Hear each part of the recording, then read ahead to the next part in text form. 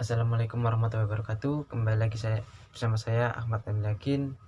Pada pertemuan kali ini saya akan membahas suatu soal tentang kimia industri. Dan di sini saya akan membahasnya satu persatu soal dan jawabannya.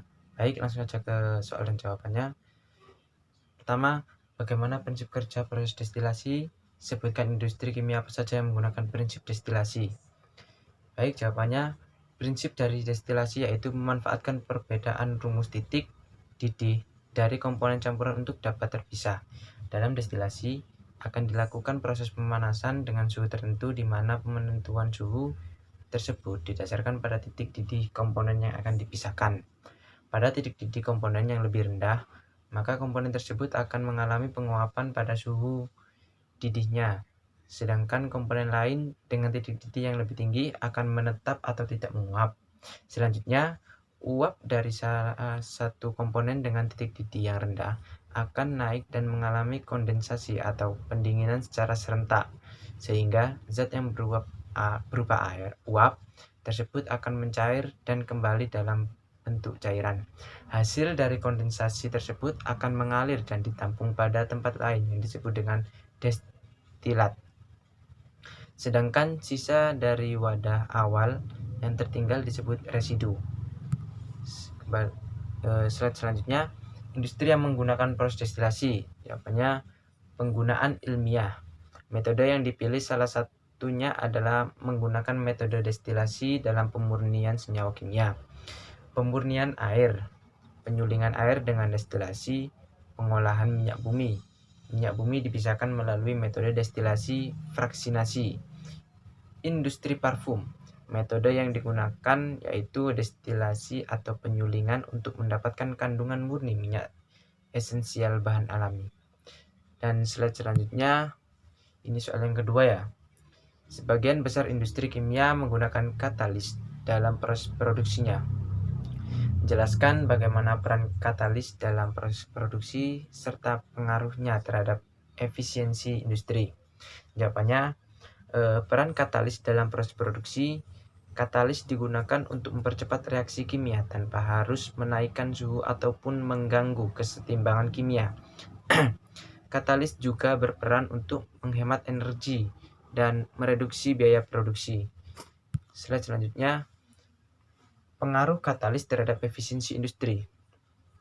Jawabannya, pentingnya katalis ditunjukkan oleh kenyataan bahwa lebih dari 75% proses produksi bahan kimia di industri disintesis dengan bantuan katalis. Contoh, proses kimia yang sangat penting misalnya sintesis metanol dari syngas (CO dan H2) dikatalisis oleh ZNO atau CR203 dan reaksi water gas shift WGS dikatalisis oleh besi oksida atau oksida campuran ZnCu maupun Cr. Jelaskan bahwa katalis itu dapat mempengaruhi salah satu reaktan. Misalnya, dalam reaksi ini katalis cocok sifatnya dengan AB, maka seperti robot AB tertarik ke katalis membentuk KAB. KAB tergolong kompleks teraktivasi yang merupakan tahap reaksi hipotesis. KAB kemudian terurai menjadi KA dan B. Jadi ini terpisah ya. Yang dari semula jadi KAB sekarang jadi KA dan B. Setelah itu terjadi tahap reaksi berikutnya, yaitu C, ditarik oleh KA menjadi KAC. Setelah itu terjadi tahap reaksi berikutnya, KA menjadi KAC, yang kemudian langsung K lepas dan terbentuklah AC. Mekanisme reaksi di atas adalah K plus AB direaksikan KAB direaksikan KA plus B lambat. KA plus C reaksi KAC direaksikan K plus AC cepat. K plus AB plus C direaksikan K plus AC plus B. Jadi katalis ikut ambil bagian dalam reaksi, memberi jalan benar melalui mekanisme reaksi Barn yang energi aktif Barn yang energi aktivasinya lebih rendah, kemudian terbentuk kembali dalam keadaan yang sama. Dan slide selanjutnya, ini soal yang ketiga ya, jelaskan prinsip dasar adsorpsi pada industri kimia serta sebutkan proses industri kimia yang melibatkan proses adsorpsi. Jawabannya, terjadinya adsorpsi dikarenakan adanya ketidakstabilan atau dalam bahasa ilmiah dinamakan residual force pada permukaan suatu zat. Adsorben, di mana adanya kestabilan itu membuatnya cenderung berikatan dengan zat lain yang cocok untuk mencapai kestabilan. Maka dari itu, pada umumnya material adsorben memiliki gugus yang dinamakan dengan sisi aktif, di mana gugus ini berperan penting pada proses adsorpsi, yaitu dalam berinteraksi dengan molekul adsorbat. Selain adanya interaksi ini, adsorpsi juga bisa disebabkan karena keberadaan rongga atau pori pada material adsorben. Material karbon aktif dan zeolit merupakan material berpori yang memiliki luas permukaan besar di dalamnya. Akibatnya, adsorbat dapat masuk ke dalam pori dan memenuhi rongga yang ada sehingga akan terjebak di dalam pori tersebut. Selanjutnya, material yang telah berada dalam adsorben dapat distabilkan posisinya dengan berbagai interaksi seperti ikatan hidrogen, interaksi dipol, interaksi elektrostatik, interaksi van der Waals, dan lain sebagainya. Oke, dan selanjutnya, proses industri kimia yang melibatkan proses adsorpsi, yaitu penyerap racun dari norit. Norit merupakan suatu material yang tersusun dari bahan karbon aktif. Seperti yang kita tahu bahwa karbon aktif adalah material berpori yang memiliki kapasitas adsorpsi sangat baik. Norit digunakan sebagai adsorben untuk menyerap atau mengadsorpsi racun, gas, dan zat yang tidak dibutuhkan di dalam perut dan kemudian akan dibuang. Penjernih air dari tawas. Tawas adalah material aluminium sulfat yang juga memiliki kapasitas adsorpsi tinggi. Material tawas ini banyak digunakan sebagai penjernih air, di mana dalam air material ini memiliki kemampuan untuk menyerap zat lain seperti pengotor, zat warna, serta pencemar lain dalam air. Penghilang logam berat.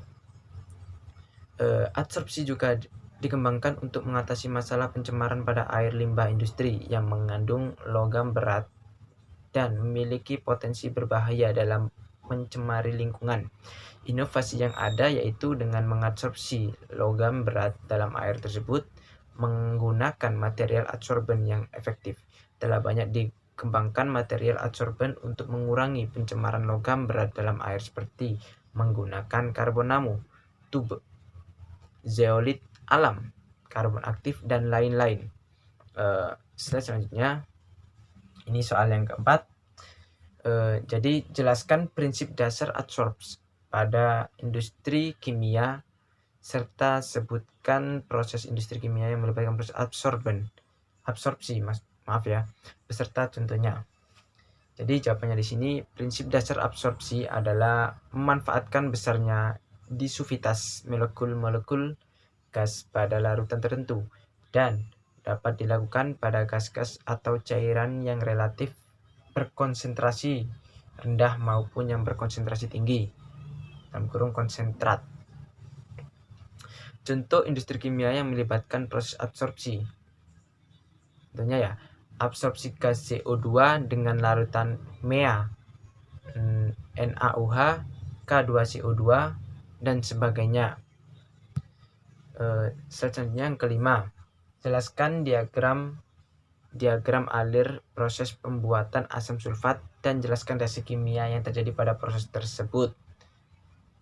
Di sini sudah ada gambar pembuatan asam sulfat. Jadi di sini terbagi menjadi 3 tahap. Yang pertama